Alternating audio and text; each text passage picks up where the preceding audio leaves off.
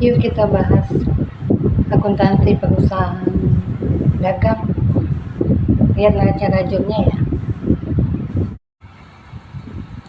Assalamualaikum. Hari ini saya mau bahas tentang neraca rajur ya. Neraca rajur yang jadul banget. Tahun 2009 nih, 31 Desember 2009. Ini kita bahas ya. Awalnya ada neraca saldo. Akun-akunnya ada akun aset ini saya buat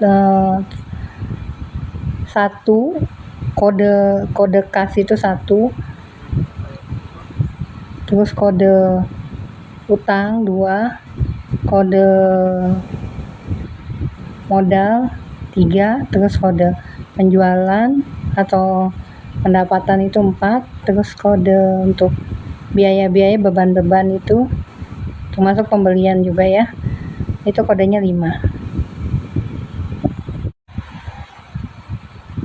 Di sini laporan keuangannya saya buat dari buku sih, dari buku terus saya buat Excelnya. Ada adjustment ini terjadi karena setelah dibukukan ternyata di tanggal akhir bulan pembukuannya tidak sama ya, terjadi selisih karena ada beberapa transaksi yang belum dibukukan, atau ada juga terjadinya persediaan barang dagang misalnya setelah dihitung fisiknya jumlahnya tidak sesuai, jadi dibukukan adjustmentnya.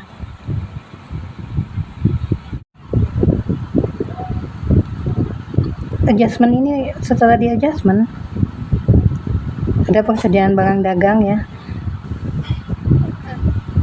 Di sini yang harus di adjustment ternyata hanya ada 3 transaksi, ada 4 transaksi sih. Tapi yang satunya lagi bisa digabung, yaitu yang biaya-biaya. Adjustmentnya terjadi karena persediaan barang dagangan setelah dihitung di akhir bulan jumlahnya adalah 900.000, ini dalam ribuan rupiah, yang awalnya 400.000, sehingga harus dikredit lah yang 400.000-nya di sisi sebelah kredit ya, terjadi adjustment. Untuk menyeimbangkannya yaitu istirahat laba rugi di sebelah debit, di bawah itu ada ya debit 400. Terus persediaan barang dagangannya ditambahkan sebesar 900.000 di debit,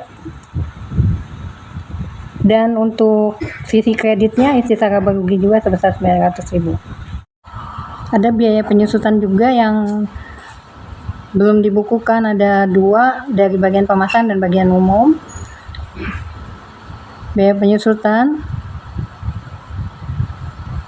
sebesar 100.000 masing-masing di debit, kemudian di sisi kreditnya akumulasi penyusutan digabung di sisi sebelah kredit.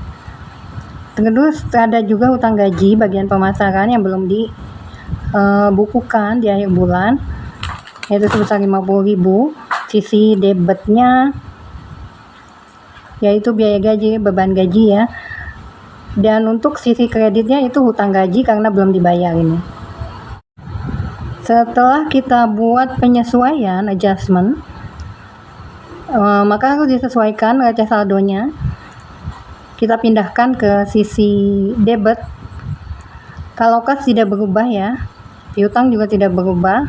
Yang berubah adalah persediaan barang dagang, peralatan tidak ada perubahan, liabilitas di sini nggak ada perubahan. Liabilitas itu utang ya, ekuitas modal di sini belum ada perubahan. Ke neraca saldo setelah penyesuaian itu belum ada perubahan ya untuk modal. Kemudian prive ada 200 juga nggak berubah. Terus penjualan nggak ada perubahan. Diskon penjualan, pembelian, retur pembelian, Diskon pembelian nggak ada perubahan. Ongkos angkut pembelian, biaya gaji pemasaran. Ada perubahan biaya gaji pemasaran di sini. Bertambah jadi 250. Biaya gaji umum tetap, biaya lain-lain umum ada juga. Tidak berubah juga ya. Yang berubah tadi hanya yang bagian pemasaran. Utang gaji itu bagian pemasaran tadi di bawah, jadi ditambahkan. Terus biaya penyusutan pemasarannya ada di bawah, ditambahkan di sini. Penyusutan umum tadinya belum ada ya, biaya penyusutan bagian umum, terus akumulasi penyusutan juga tadinya belum ada, terus ditambahkan di bawah yang belum ada. Sisa laba rugi juga ditambahkan karena belum ada tadinya ya.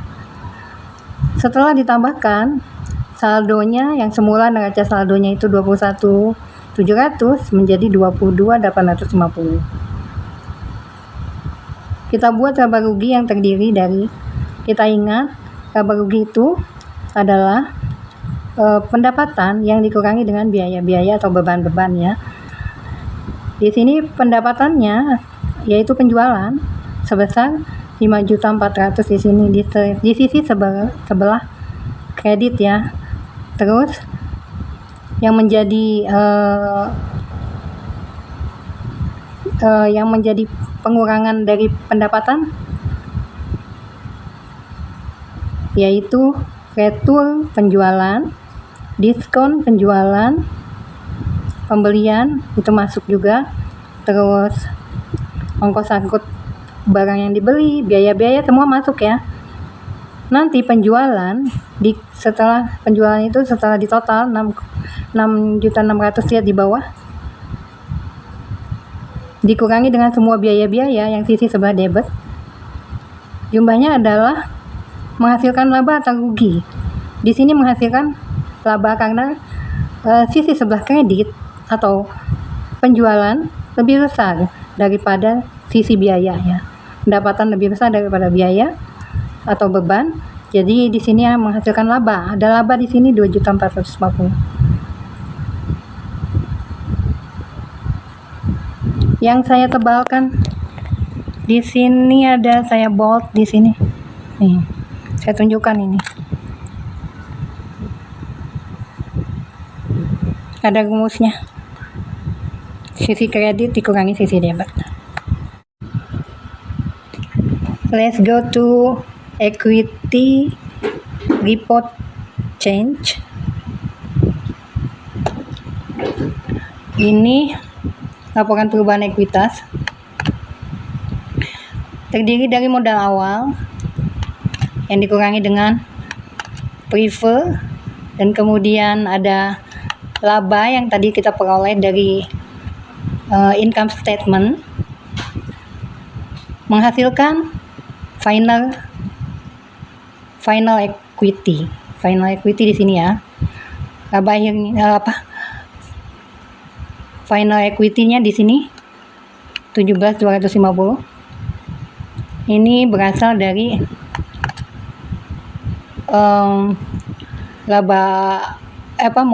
modal awal ditambah laba terus dikurangi dengan prefer. Sini ada rumusnya.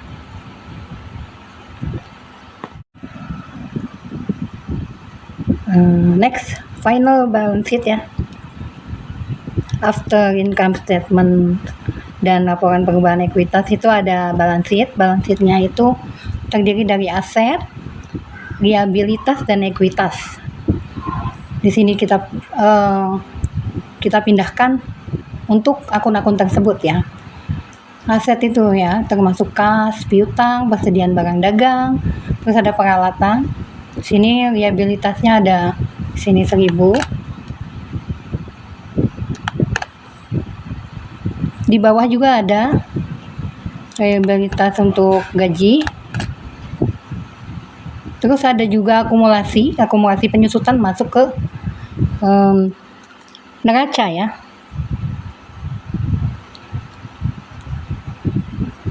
Sehingga neracanya balance. Sini. Kita lihat balance-nya berapa. 18.500 ini udah balance. Sudah benar ya? Oke. Thank you for watching.